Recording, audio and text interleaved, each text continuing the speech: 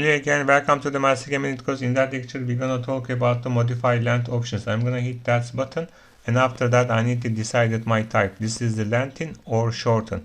Okay, let's talk about lengthen. I'm gonna write my distance here. This is the 10 millimeter.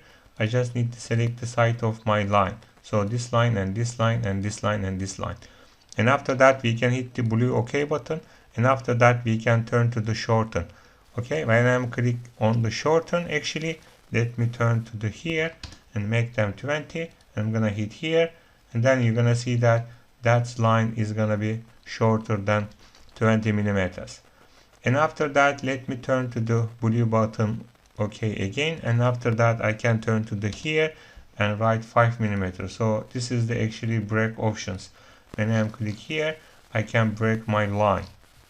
Okay, so we can also do the same things for actually arc and spline. It's also possible. So when we select spline, you're gonna see that that's kind of options here.